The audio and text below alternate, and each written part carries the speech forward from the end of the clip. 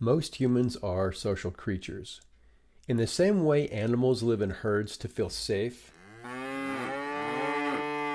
some humans have a need to belong to a group where they feel included and important. There's even a kind of group for people who want others to tell them what to think. This type of group is called a cult.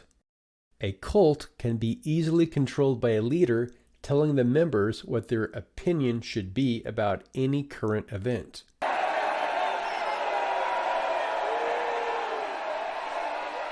In the cult, if any members ever have an opinion not approved by the group, they will be cast out.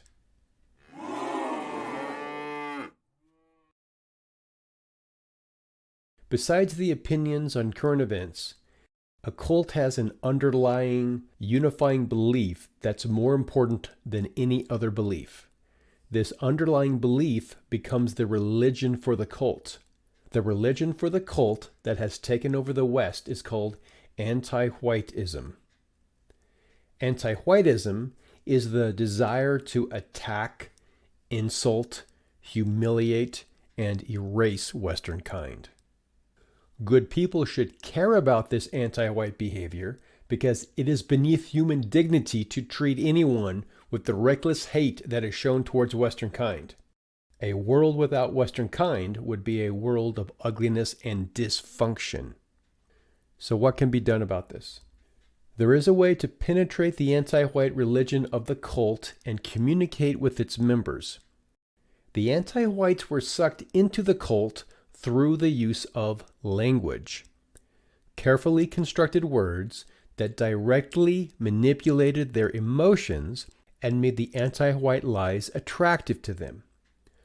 These words were pushed into public discourse and used so often that they embedded themselves firmly into people's minds.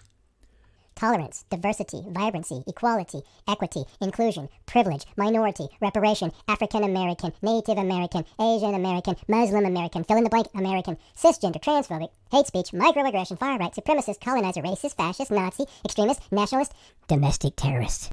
Very, very scary. These words and the way they are constructed into anti-white arguments create the anti-white narrative inside an anti-white's mind. It is a fantasy world in which the anti-white views all of Western kind as eternally evil.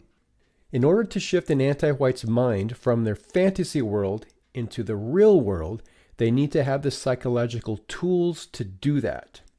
They need to have new words that describe reality, and they need to have a technique for constructing logical arguments with those words. Check this out. Anti-white.